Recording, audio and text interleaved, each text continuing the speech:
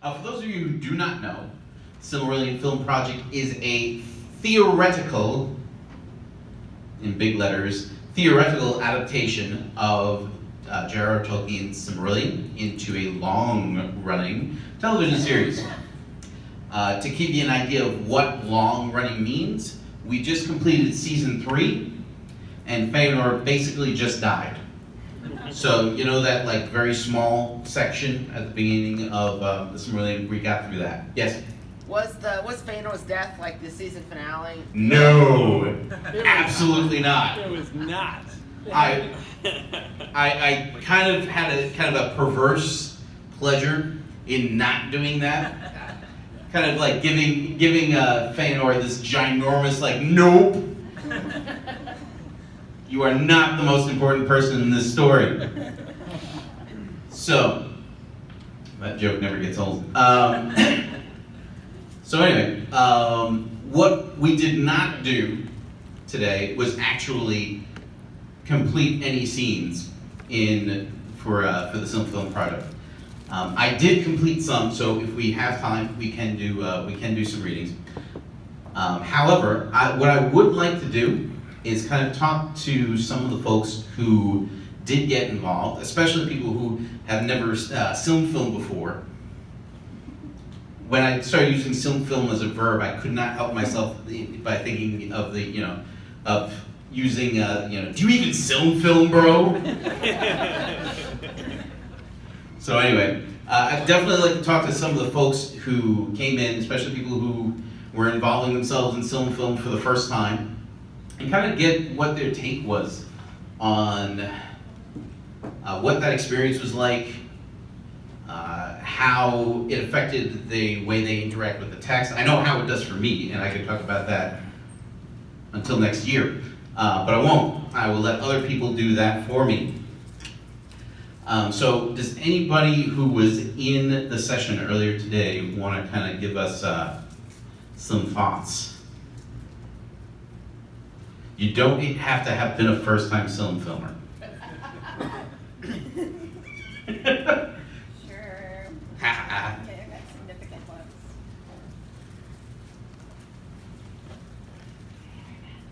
I think one of the most helpful things that we learned during the process was that it's good if you start with where you want to end, because then you know how to build to get there. If you start from the beginning and you try to get there, you're like, so what's the point we're trying to make?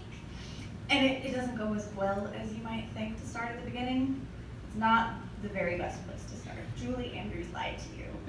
So start at the end and then go back to the beginning. Meet somewhere in the middle, building on both ends, instead of trying to build the story from the very first scene. You realize that Tolkien had no idea where he was going when he started. Yeah, I mean, and he did a great job. Not all of this can be told. He also was writing books. That's true. Different. A script is very different from the book. Tell them about the scene you're working on. The scene we were working on was between Ase, Uinen, and Olmo trying to decide what their job was in interacting with the elves before they leave for Valinor. I have your notes, by the way, if you want them. Oh. I don't believe in notes. Basically, we're trying to talk about like what are their different takes. They are all in agreement, but the reason for their end conclusion is different. Their motivations are slightly different. Olmo realizes that the elves have a responsibility to Middle-earth. Uinen and Ase are just like, the elves are groovy friends and we don't want them to leave. So their end conclusion is the same, but their motives are different. And so the way they discuss it needs to show that, but like, it's kind of cheesy just to have like the three people and be like, and so what do you think the elves should do? To have a conversation that feels natural, but also works well on screen isn't the easiest thing in the world. The way we talk to each other in real life isn't anything like the way that people in the movies talk to each other. So that was a challenge. And also not being too on the nose, as Nick put it. You can't just say, well, even if it isn't Iluvatar's, well, like, why do we care? Like, that's a little bit too blunt. You can't just say it like that, even though that's how I talk. Not a Maiar. So figuring out how to have the language match the status of the character who's talking is difficult. And Josh Ramsey was our interpreter a little bit, because he can do that where I can't. I just would be talking like... I noticed he fled as soon as there was a microphone being passed around. Yeah, so it was good to have a mix of people. Some of us are better at dialogue than others. I'm not good at dialogue. I can say stuff like, eru shmeru, like whatever. You can't put that in the script. Oma wouldn't say that? Oma would not say that. Awesome. Anybody from there was a second group, so that was one group. Yeah. Anybody from the second group want to kind of talk about what their experience was?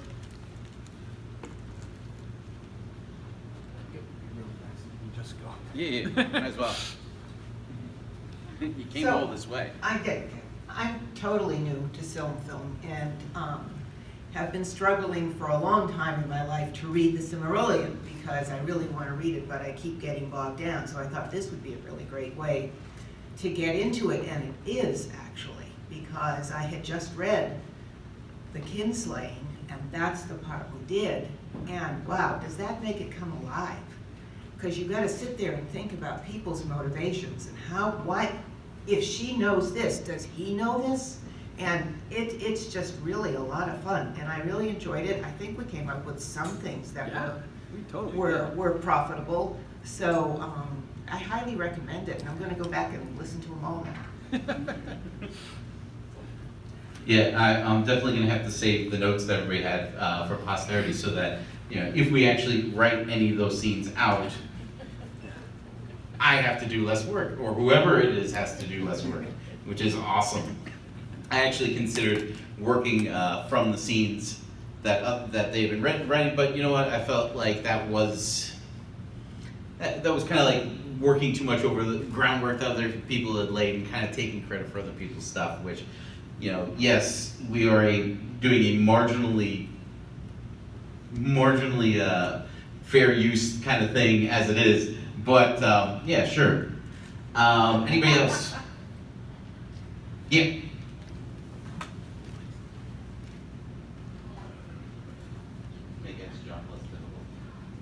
Well, I was also working on the Kinslaying. the kinslaying episode, and I just thought it was one of the things that was interesting was looking at Feanor's character trying to make it not just believable, but where he doesn't come off as just a total jerk. I mean, of course, you know where it goes. It's not like you're going to make him into like, oh yeah, everybody loves Feanor, but wanting to make it seem like this is a tragic fall, and that he is a character that you're sad and upset that he failed. You're not just like, okay, Morgoth, go ahead and kill him. Just get to it,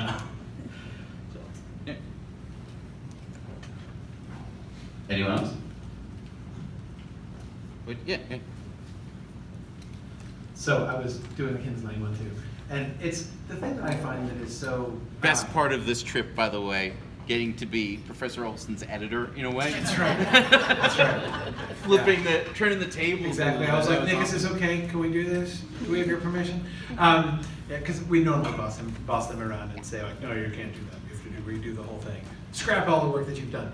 But anyway, so the thing that is there are so many things in the Silmarillion that happen in like a sentence or half of a sentence. I mean, like all of those dynamics that you guys were working out with Olmo and Ase and Udin are extrapolations from like a very small amount of text.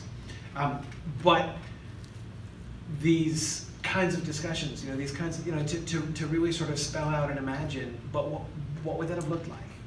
How would that conversation actually have gone? What would have happened?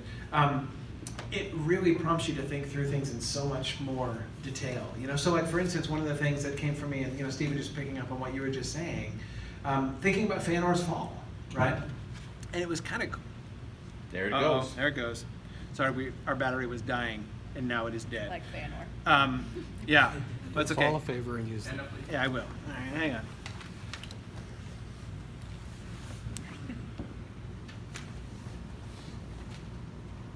So,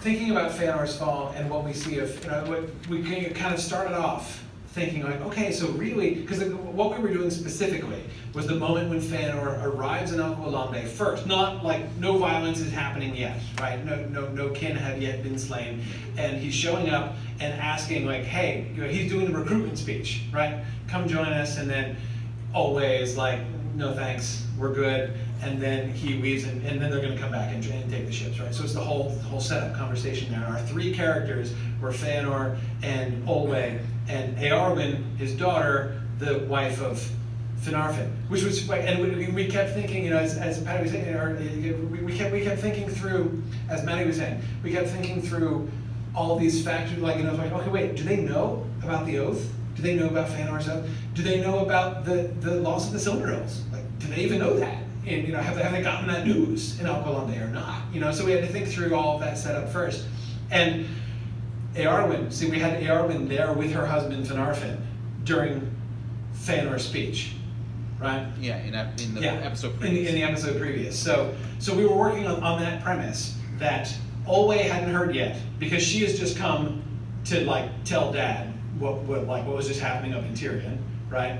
And she and her husband are not quite seeing eye to eye about this, because she's going to stay, and Finarfin has decided to go. He's going to follow Feanor, right? And she's not having it, right? So she goes back to her dad, but then here comes Feanor, right? So he comes in and he's making these speeches, and always like, well, I will listen, and this is interesting. And she's like, yeah, there's more to this story, right? So the three-way dynamic between them was really cool. But one of the things that really came out was we were really thinking about, okay, what is the thing that where we see Feanor really crossing the line, because it's still all defensible up to a point, right? At what point does he really cross the line? And it really prompts to thinking about, okay, so wherein does the fall of Feanor lie? Like, what is the thing that drives like the I'm really upset about Melkor killing Dad? That's not the problem, right? That's not the problem. Even I have a kind of unhealthy obsession about the Silmarils. Like, that's a factor, but even that, we decided. kind of gets that. Yeah, exactly. And so what we kind of came to as we were working through the conversation was, no, the real, like, where you can see, like the moment that Feanor has really crossed the line is when he basically, knowing, in some sense knowing, that the ships of the Teleri are to them what the Silmarils are to him, when he just treats them like transportation. Like, just give us your boats. We need boats. You've got boats. Give us the boats, right? And in one sense, it seems like, from one perspective, it could look like a not, hugely big deal, right? But knowing Feanor, knowing the situation, in a sense, that's like the first inexcusable thing he's done in this whole way. Even like the rebellion against the Valar, right? I mean, threatening to stab his brother. Well, yeah, that was bad. But like, he's already done his time for that, or he's doing his time for that. He's supposed to be doing his time. Right, he's supposed to be doing. He's done some of his time anyway. But anyway, so the point is that moment, when he says, no, like, in order to, like, my pursuit of my ends is more important than, respecting, for these reasons, right? Because the Silmarils are so important to me, and that is going to lead me to totally disregard the things that are equally important to you. That's a line. That's a, it's not like, and he is damned from that moment henceforth, but that's a serious line in the sand that he's just crossed right there. And that whole kind of thought process really came out during our discussion about, what do we do, and how do we have this conversation go, and where do we want them to be to sort of end up. Plus, Eowyn, boy. By the end of our conversation, Eowyn, like, she became a super strong character. We had her, like, defying Feanor to his face and being like, you homewrecker, get out of my city. And we were like, whoo, wow. Eowyn got real spunky all of a sudden, She was the one who was standing up to him and talking, and hey, so it was really cool. And again, inviting us to think through, and this whole situation. I never thought about Eowyn's character, like, ever. But you think about this, and you think about the kinslaying and her role in this moment, right? Daughter of Olwe, wife of Finarfin. So, in the not very functional house of Finwë, right? So she's like married into an uncomfortable family situation, right? And now like they're coming into conflict with her family, but at the same time, her own husband is like on the kind of outskirts of this. I mean, Finarfin's relationship with the whole Fëanor situation is not exactly cut and dried, right? So again, just trying to imagine our way around that character, which turns out to, you know, the more you think about it, the more like interesting and complex and evocative her whole situation is. And that's been so much of the fun Oh, yeah. of the SilmFilm project. I mean, again, how often is she mentioned? Maybe twice. Once, twice. I mean, we get almost nothing of her. But the story creates the situation, right? And as soon as you begin to really kind of, you know, put flesh and bones onto that situation, it becomes a really, really As fascinating soon as story. you start imagining actual people's mouths moving and Yes, words coming out. yes, yeah, yeah. In my opinion, sort of like the point, the sort of the irrevocable point for like Fëanor, I thought was the oath of Fëanor itself. Well, it's a big deal. The oath is definitely a big deal. But he hasn't done anything. There's not anything yet. Yeah. Exactly. Yeah. No, no, there's no question the Oath of Fëanor is a big deal. But again, in watching, because the kinslaying is the big deal, right? I mean, the doom of the Noldor is all like, it's all about the kinslaying, right? So it was like kind of zooming in, right? Okay, kinslaying, this is a huge deal, right?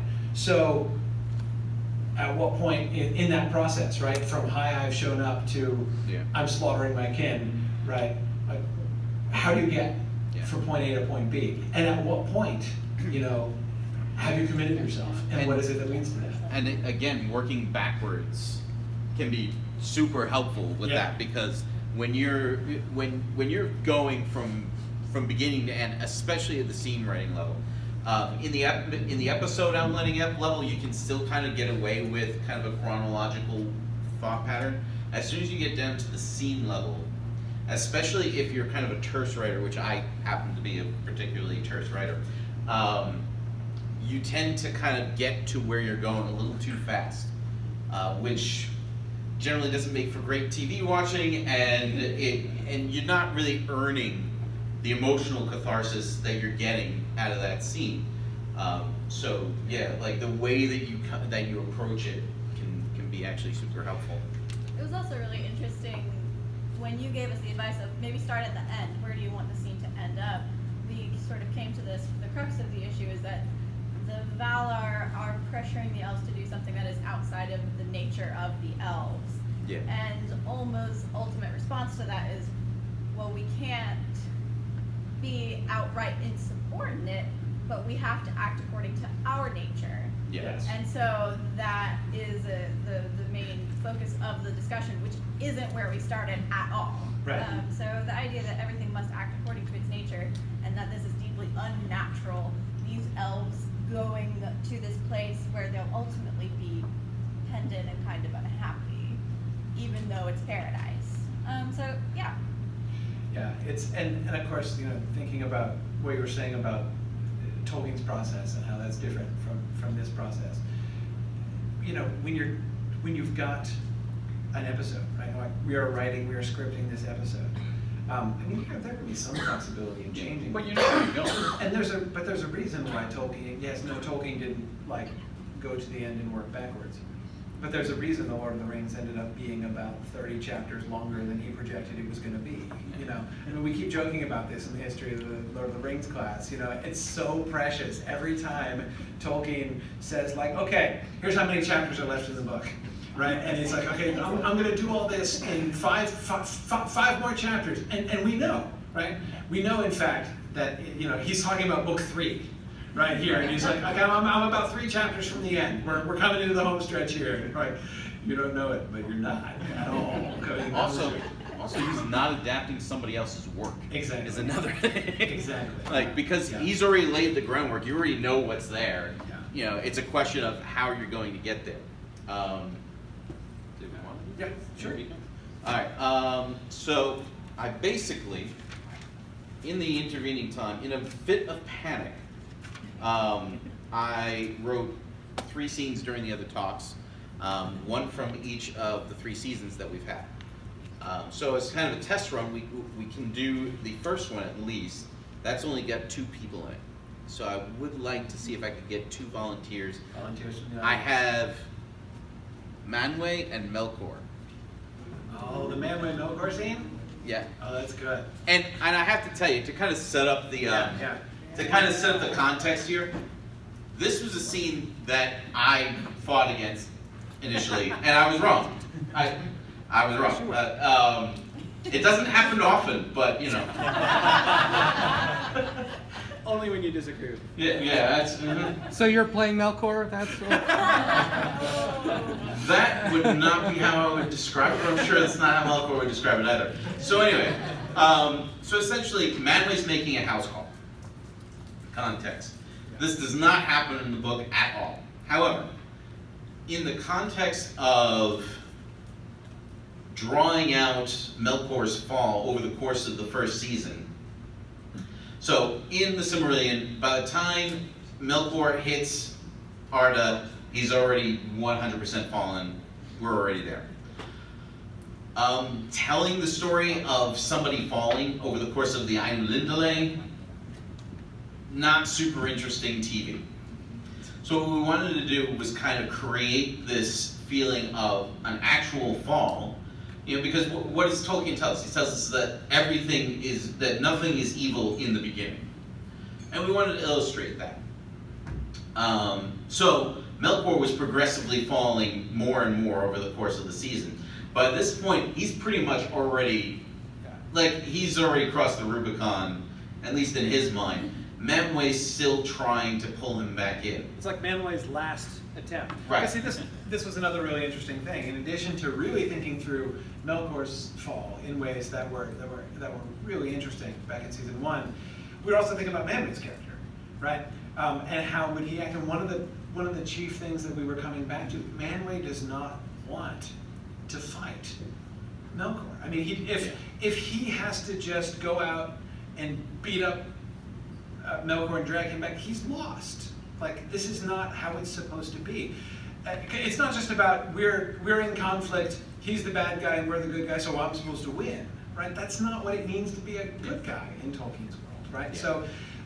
So this is why we added this scene, which again is not there at all, because we were saying Manway would try at least one more time. Like, he would go and give Melkor one last chance. You can still, so it's right before the chaining, right? Yeah. It's not going to pan out, right? This conversation is not going to go well. Yeah. And then right after that, we have, I still love the episode title of the season finale of season 1. The war to begin all. The war to begin all wars. Yeah. Exactly. Which is the battle of the Valar and the chaining of Melkor. Because again, and my favorite shot that we were imagining there is as the Valar are fighting. So we got Tulkas and Orome being awesome, right? And we've got action scenes, and finally Melkor is taken and thrown down, and then we cut back to Manway weeping because he feels he's failed. Right? This came to blows. Now the peace of the world has been broken. We had to go in and take this guy down by force. And to Manway, that's a loss, right? So this scene is Manway making one last attempt. So he comes to Autumno.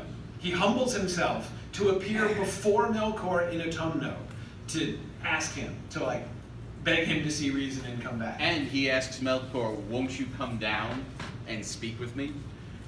And Melkor came. So this is actually kind of halfway through their conversation. Leading up to this, Manway, Melkor has tried to impress Melkor with the glory and beauty that is Autumno. And Melkor has tried to, did I say that right? Yeah, impress Manway. There's too many M's. Yeah. That was another thing that we did, because we're like Autumno, Angband. Right? We're we don't want Melkor to have two generic, evil strongholds. Yes. Right? So we decided that the first stronghold, Autumno, was going to be Byzantine gorgeous. Right? Yes. That this was his palace of splendor that he was setting up as I am He who comes in might. I'm he who comes in might. So Right. he's not yet just I'm the dictator, I'm going to smash in everybody's faces. That's later when he's bitter. Yeah. Right? So he comes back and sets up Angband, and Angband is grim. But Autumno originally is gorgeous. Yeah. So yeah, so Yeah. Manway comes and he's So, like, look at my stuff. Manway is like, all right, that's neat, but that's not really what we're doing here. But that's, I mean, that's cool and all, but, Yeah. and so Melkor's kind of miffed that Manway's kind of dissed his work. Yeah.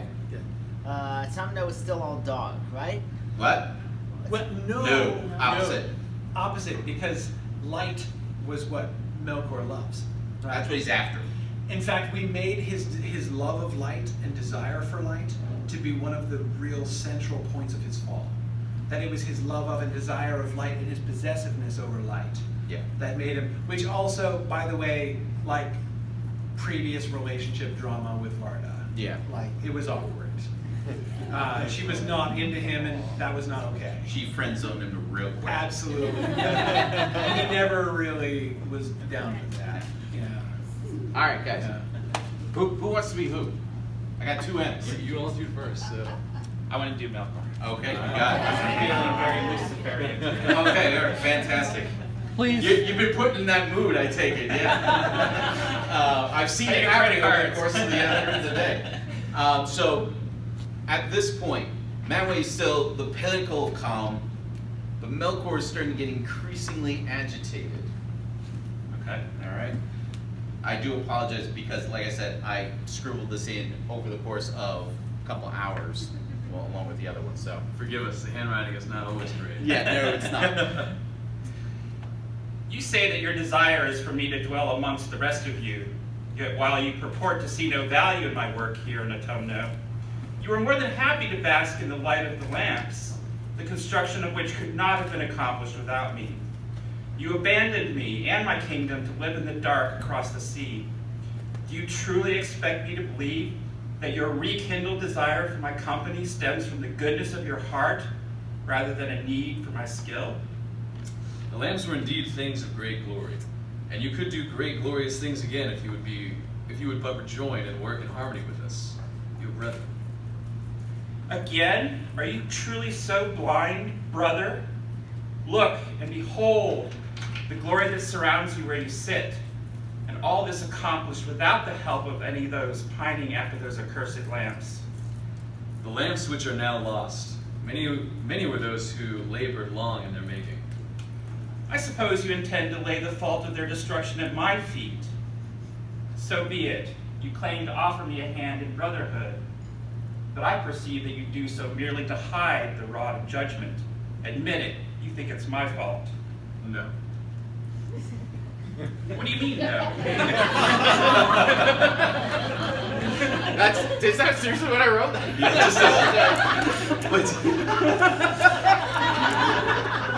The fall of the lamps is not yours, it is mine. We've all been given our parts to play by Eru. To me it has been given to establish harmony amongst us, to help all of the melodies of our brethren come together. But if the harmony is broken, we fall into conflict. If any raises his arm against the others, the responsibility is mine. Get out. Brother. Get out!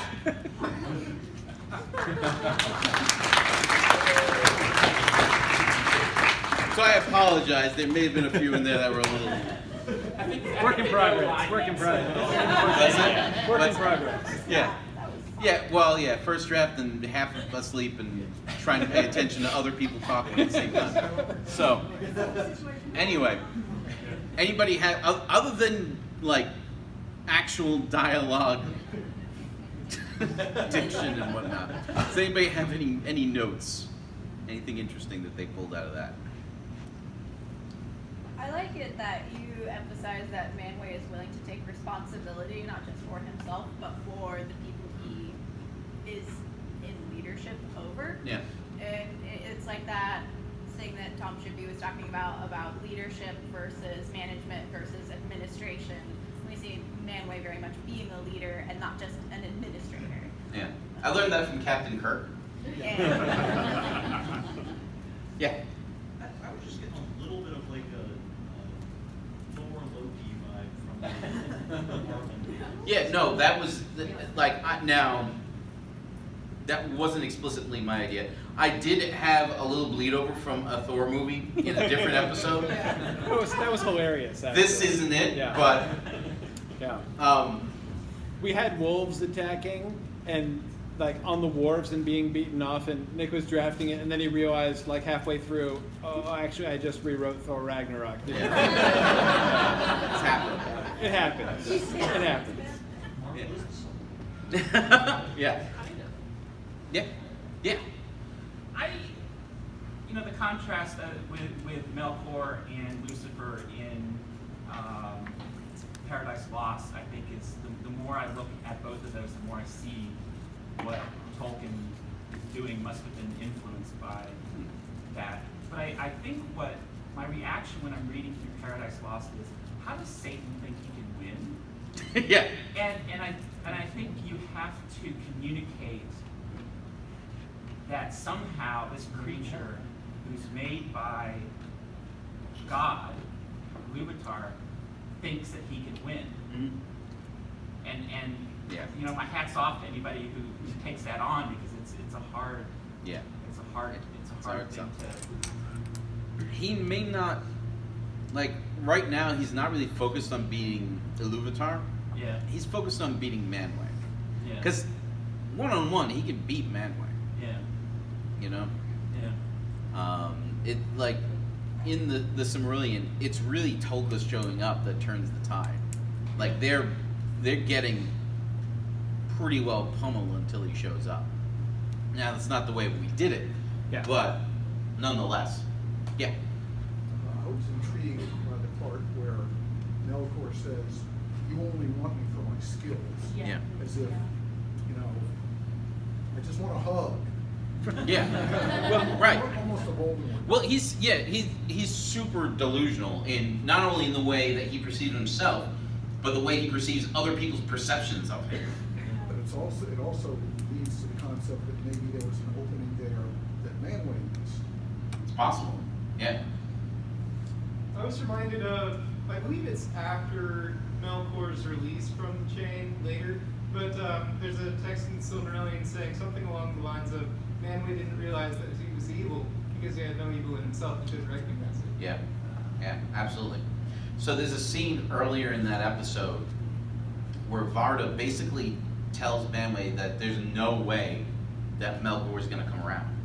Like, that ship has sailed. Because she's got inside information in a way too, because she's had conflict with Melkor from the jump. Because Melkor's super creepy with her. But what I drew a lot of inspiration there from Return of the Jedi, when Luke Skywalker is going off to face Darth Vader, and Leia's like, "What is wrong with you? Like, that sounds like the worst idea you've ever had, ever." And he's like, "But I have to try. Like, even if it doesn't matter whether or not he's actually salvageable, I have to try. Because if I don't, that's it. I fail." Kind of building on both of y'all's points, it kind of seems that the reason Melkor sees, like, oh, Manwë just wants me for my skill, is because that's how he views everyone else. Is he reduces them to what they can do for him. Yeah. Which is why he doesn't want to rejoin, because they can't do for him what he wants. Right. Well, he absolutely views people as tools, right? And it's consistent not only through the Silmarillion, but through, if you look at the way that he uses Sauron, he turns he turns him over the course of that season, and Tolkien specifically says that the orcification of the elves was the worst thing that Melkor ever did, but turning Sauron has got to be one of them. It's got to be up there. Does Sauron ever in any of the scripts actually call himself Sauron? No. Absolutely not. No. Does he Never. ever stop calling himself Myron? Never. To take on a different name. Well, he calls it. Well, obviously he's going to call himself Anatar eventually. But I mean, before that. yeah, because think about it. Sauron. What does Sauron mean? horde. Yeah. Right. That's what I meant. So, one of the things that we've been doing is that there's this interesting power dynamic between Sauron and Gothmog, the leader of the Balrogs. Yeah. They seem like they'd be natural enemies too. Like it doesn't come out of nowhere. And it's Gothmog that calls him Sauron. Specifically calling him out for not showing up for the War of the Powers at the end of season 1. As a matter of fact, it happens like it's one of the final scenes in the finale episode. We got another 10 minutes, but I don't think we can actually get through one of those things. Why don't we just talk about the scenes that you're thinking of? Yeah. Like these ones here are the ones that, or the other two. Yeah, the ones that, so we can talk a little bit about the other 2 seasons. Yeah, absolutely. Oh, okay. All right. Yeah, I got you. So, yeah.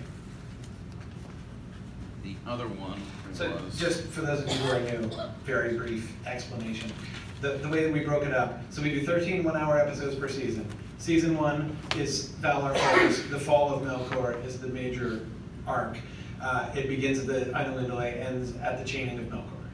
Season 2, so the elves have just woken up, but they're not really characters. They're on the fringe. It's all about the Valar. Season 2 starts with the elves. It's a totally elvish framework. So we begin with the awakening of Cuiviénen and their experience of like waking up and having the War of the Powers happening right over there, right, and being really freaked out. It's like, hey, the good news is we just woke up. The bad news is the world appears to be ending. So that was a short run, right? But anyway, so that's the beginning of season 2, and then we go through the darkening of Valinor.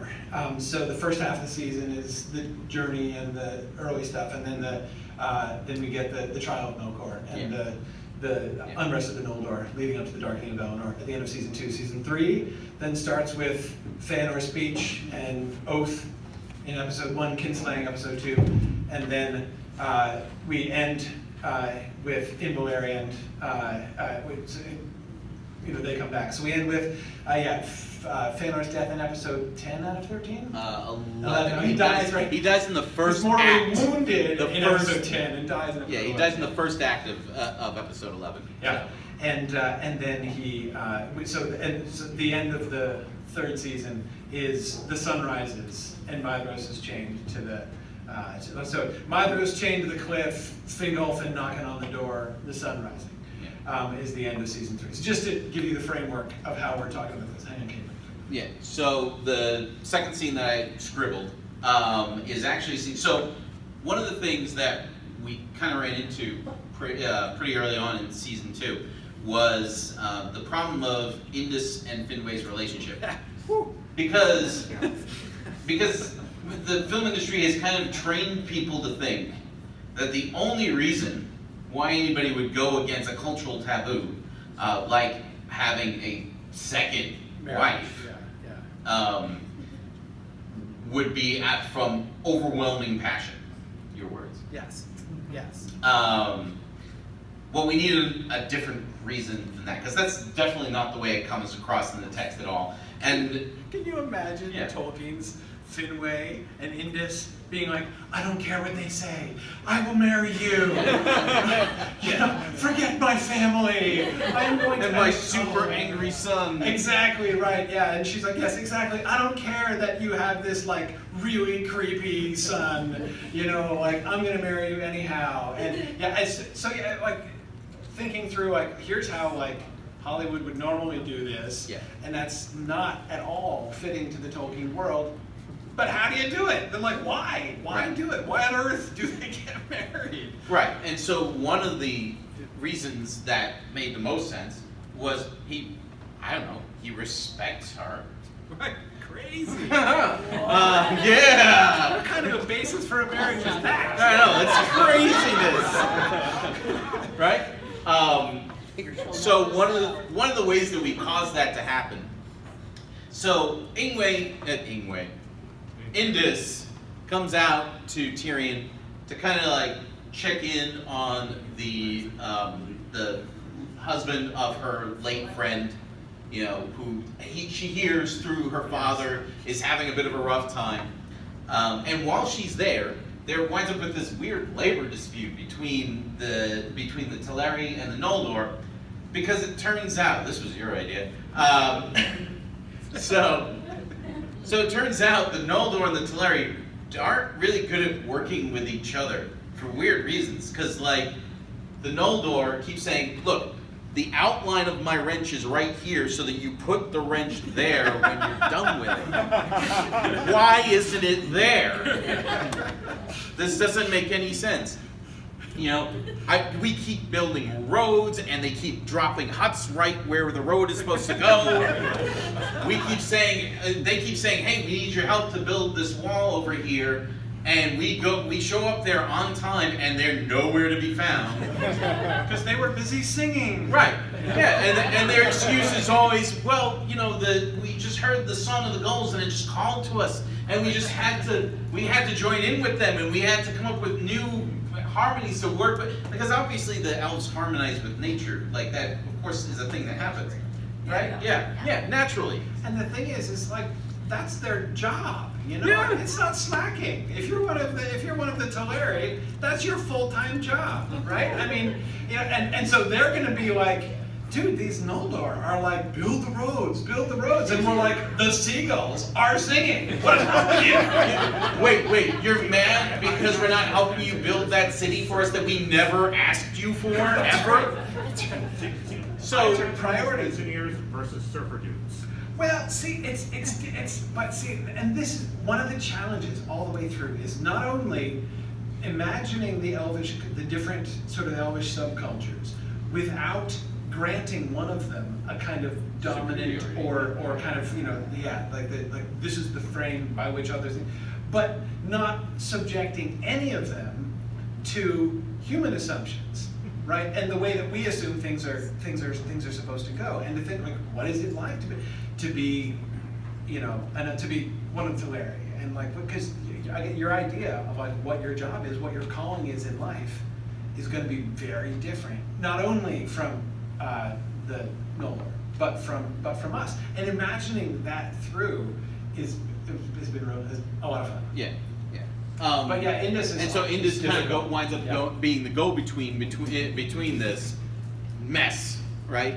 And the fact that she's able to kind of see into the minds of all these different people, thinking about all these different things, is kind of one of the reasons why it feels like, wow, she's just amazing. I can't even.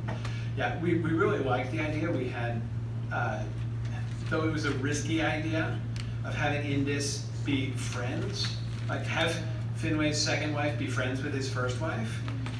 Take care of my boys. Yeah, we thought that was possibly good, but also I was like, we've got to be very cautious about this. Have you met second wives and first wives ever? Yes, that's among the reasons why we thought, and also, you know, like we do not want, you know, to imagine like Finway, you know, making eyes at his wife's friend, you know, yeah. And there were so many ways in which that could be bad. But again, we didn't just want this to be like, he's grieving, he's on the rebound, like, you know, the cute Vanyar chick comes by and he's like, hey, second wife. Who's of course blonde. Who's of course blonde, because she's Vanyar. So yeah, I mean, it's, yeah. You see the kind of challenges that happen when you're trying to imagine these stories? And I'm saying, like, of all the first 3 seasons, there's no question in my mind. The second marriage of Finway, this is the biggest problem. I mean, I think it's the biggest problem. If there were one thing that I would say, okay, all right, you know, dollars, let's revisit this, okay? Like, I'm not sure this is worth the thing. Yeah, it's not necessary. Yeah. We can find another way to make Feanor and Fingolfin not get along. Well, to be honest, it was also a big problem for the Valar, too. Well, exactly. All right, I know there's a bunch of questions. I'd like to real quick visit. Oh, you're very cool. To kind of give an idea of what's going on in season 3. So, season 3, we all of a sudden have a lot of like weird socio-political stuff that starts happening. Right. For conflict. Yeah, absolutely. But that's how you manufacture conflict in the bliss of Beleriand. So in season 3, episode 4, the dwarves show up. And the dwarves and the elves kind of have a lot of trouble figuring each other out, right? One of the reasons being, and one thing that kind of came out was not only did the elves look down on the dwarves, not only literally but figuratively, but the dwarves kind of looked down at the elves like these unwashed savages are claiming that they own this land. I see zero evidence that you own any of this. Like, you have built no things. Zero things you have built. You have nothing. They don't even have metal stuff. They're like going around in, they're like, it's like all wood and, I mean, like, what do they have? Do they even, like, smelt things? Like, come on. Please. How lame is this elvish culture? Do you even forge, bro? I know. Make that joke twice. It smells like that. It just smells like That's your one for this session. So then after this, you should do the hip hop version of the song. Yeah. So basically, we created this awesome translator character named Norn. He's really cool. He popped up in the outlines, and Professor Rose was like, "Who is this guy?" And he becomes like one of the best characters in Absolutely. season 3. He's like the heroes of season 3. Season 3 was easily one of the hottest contested seasons throughout the whole like, I feel like if we survived this, I agree. we're fine. It'll be Like, easy from here. Yeah, absolutely. I mean, except for like season 4. It'll be fine. Come on. We'll be good. Yeah, so this is an ongoing debate. He thinks we should split season 4 into 2 seasons, and I'm like, we can totally do it. We can get to the Dagger Bragg. Like, come on, how long is it going to take to do It's only a few hundred years of do we need important 2 things seasons worth of happening. Valerian in its realms? I'm not sure we do, but we'll see. We'll see.